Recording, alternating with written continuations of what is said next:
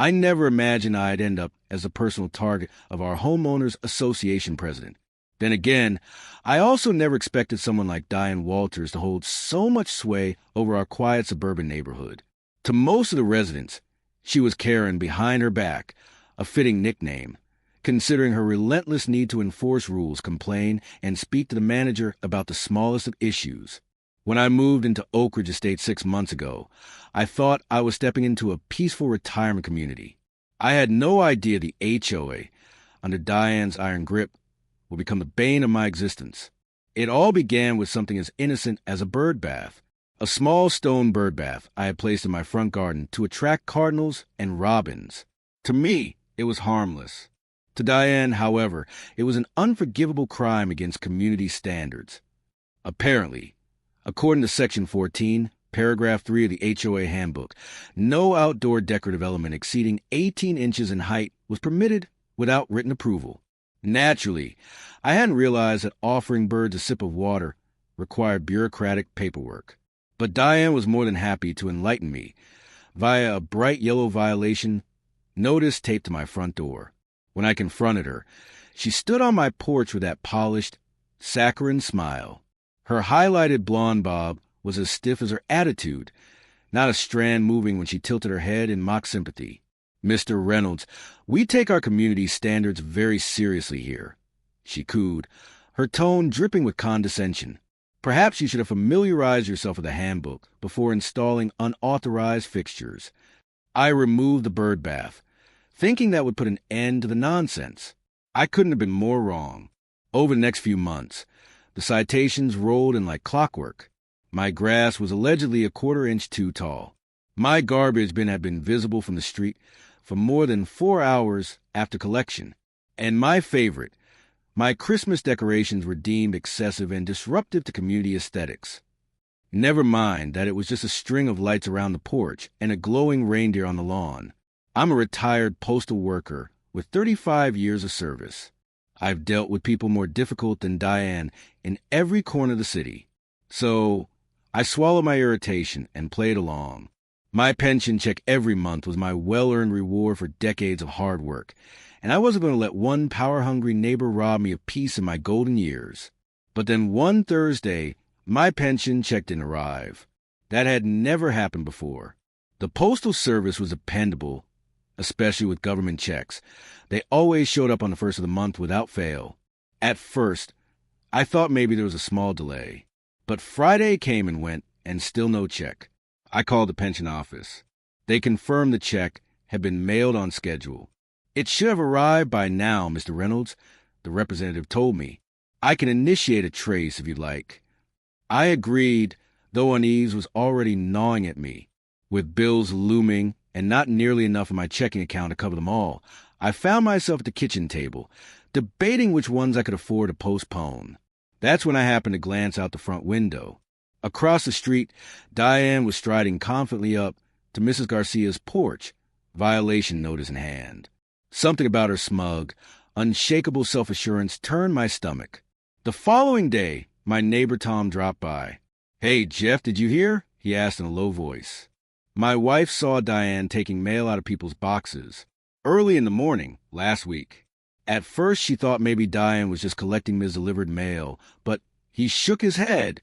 The whole thing seemed off. A chill went through me. Did she see which houses?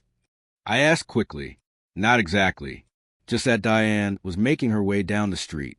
Your box would have been on her route. That was all I needed to hear. I decided to set a trap. I called Mike, an old colleague from my postal days who still worked as a carrier in our neighborhood. "Mike, I need a favor. Can you tell me exactly when you'll be dropping off my mail tomorrow? And maybe hold back any important-looking envelopes for me to pick up directly?" He agreed without hesitation.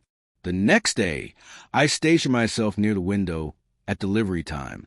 Sure enough, not 10 minutes after Mike left my mailbox, Diane appeared. She walked casually down the sidewalk, pausing at each box, glancing around like a thief testing doors. When she reached mine, she darted a quick look over her shoulder, then opened it and rifled through the contents. My hand shook as I zoomed in with my phone camera. The video captured everything, her pulling out an envelope with a familiar logo of my credit union, slipping it into her purse, then continuing on as if nothing had happened. My blood boiled. This wasn't some petty HOA overreach anymore. This was mail theft, a federal crime.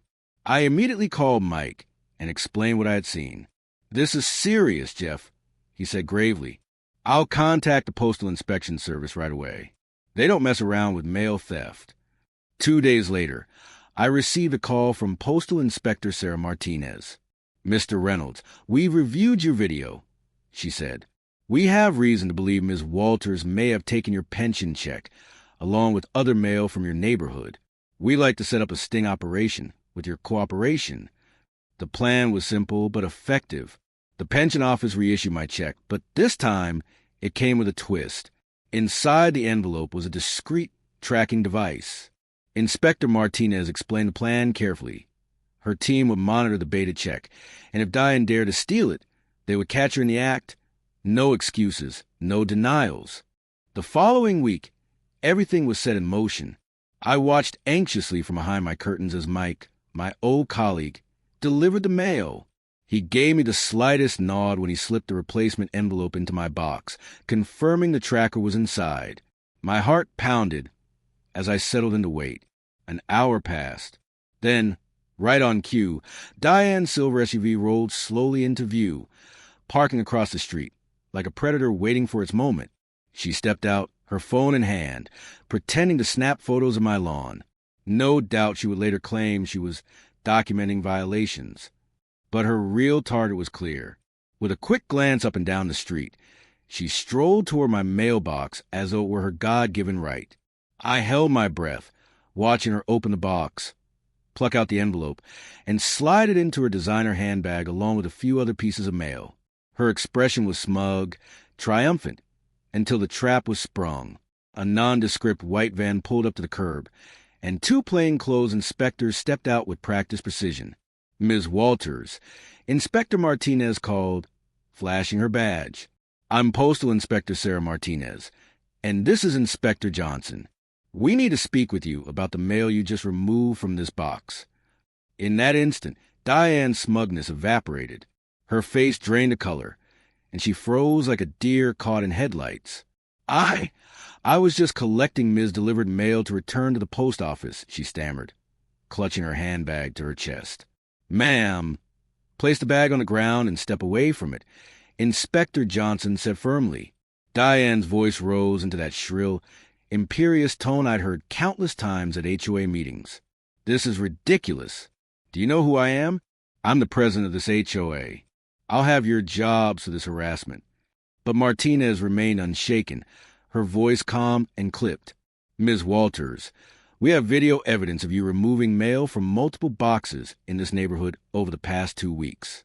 The envelope you just took contains a federal pension check with a tracking device. Mail theft is a federal offense, punishable by up to 5 years in prison and fines of up to $250,000. By then, the noise had drawn neighbors out onto their porches. One by one, garage doors lifted, curtains parted, and people stepped into the street, whispering and watching. Diane looked around frantically, realizing she had an audience. "This is all a misunderstanding," she insisted, her voice cracking under the weight of panic. "I was just trying to protect our community standards." But her words fell flat. At the inspector's order, she opened her handbag. The evidence spilled out. My pension check, several credit card statements, utility bills, and even a child's birthday card addressed to the Garcias. Gasps rippled through the gathering crowd.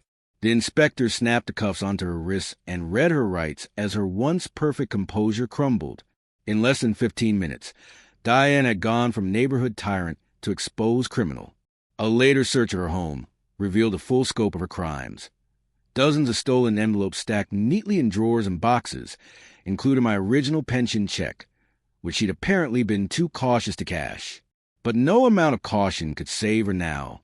The evidence was overwhelming, and prosecutors filed federal charges for mail theft. Her lawyer tried desperately to negotiate a plea deal, but the prosecutor, seeing the scope of her theft and the careful planning behind it, pushed for the harshest possible consequences. 3 months later, I sat in the courtroom, watching as the judge read her sentence. 2 years in federal prison, 3 years of supervised release, and a fine of $75,000. Diane's carefully maintained facade shattered. Mascara streaked down her face as she cried out, "But who will run the HOA?"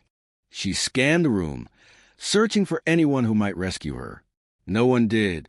The judge shook his head in disdain and moved on to the next case. 2 bailiffs escorted her out of the courtroom in handcuffs, her reign of intimidation and pettiness officially over.